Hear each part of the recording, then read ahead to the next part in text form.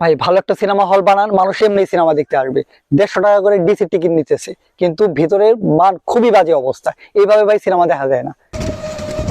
এমন একটা solid opening এর পর কেন দরদের বক্স অফিসে ড্রপ, তার কারণ খুঁজতে আমরা বেরিয়েছি জেলা শহরের একটি হলে। কারণ আমাদের কাছে যতটুকু তথ্য রয়েছে, সিনেপ্লেক্স বা সিলভার স্ক্রিন বা মাল্টিপ্লেক্স যেটাই বলি না কেন, সেখানে দরদ ভালো চললেও উপজেলা বা জেলা শহরের যে হলগুলো রয়েছে সেখানে প্রত্যাশিত দর্শক টানতে পারছে না। তার জন্য আমরা এসেছি জামালপুর উপজেলার একটি হলে। এই হলটির নাম আশা সিনেমা হল। বেশি একটা সময় লাগেনি, আধা ঘন্টার মধ্যে আমরা হলের সামনে চলে এসেছি। আপনারা দেখতে পাচ্ছেন এখানে দরদের একটা ব্র্যান্ডিং, অর্থাৎ সামনেই সিনেমা হল রয়েছে। এবং শাকিব খানের সিনেমা উপলক্ষে আসলে যতটা ব্র্যান্ডিং করা প্রয়োজন, উপজেলা শহরের হল হিসেবে কিন্তু বেশ ভালোই করেছে। আমরা আসলে টিকিট সংগ্রহ করতে চাই। আমরা দেখতে পাচ্ছি ব্রেস সার্কেল অর্থাৎ ডিসির টিকিট মূল্য রয়েছে, দেওয়া হয়েছে 150 টাকা, এবং রেয়ার আমরা দেখতে পাচ্ছি এখানে 100 টাকা, আর ওইদিকে সম্ভবত আরো একটি ক্লাস রয়েছে 120 টাকা। যাই হোক, টিকিট সংগ্রহ করার পালা। কিন্তু সিনেমা হলের বাইরের যে অবয়ব সেটি দেখে কিন্তু আসলে মোটেও ভালো লাগেনি।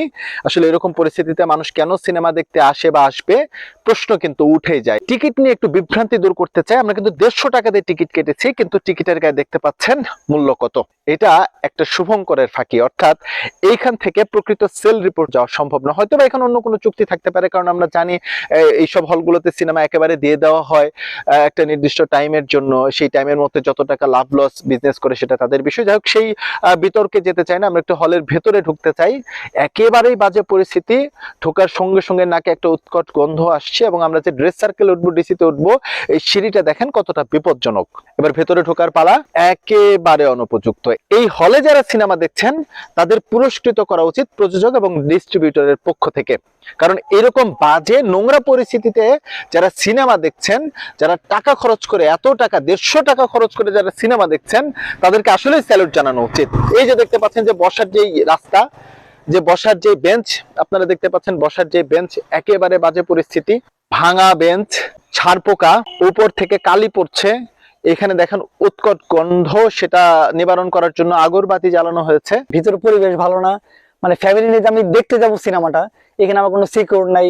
মানে একটা সব মিলে একটা বাজে অবস্থা। স্ক্রিনটার অবস্থা তো একদম বাজে, একদম ঘোলা ঘোলা দেখা যায়। 100 বার ঠিক করতে হয় আপনার একটা সিনেমা দেখতে গেলেই। খুব বাজে অবস্থা। ঠিক এই জন্যই সাধারণ দর্শকরা হলমুখী হচ্ছে না। নিজের গাটের পয়সা খরচ করে এইরকম পরিস্থিতিতে হচ্ছে আসলে কেউই আসতে চায় না।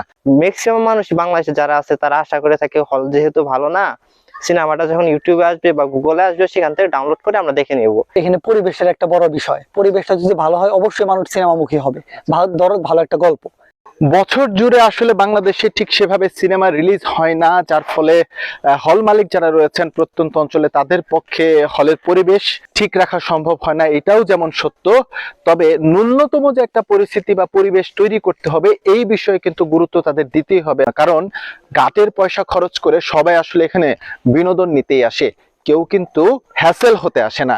এইসব সিনেমা হলে সিনেমা দেখা বিনোদনের পরিবর্তে রীতিমতো এক ধরনের নির্যাতনের মতো। সুতরাং এইসব কারণেই দরদ যে জেলা বা উপজেলা শহরগুলোতে ড্রপ করেছে, সে বিষয়ে বিন্দুমাত্র সন্দেহ নেই।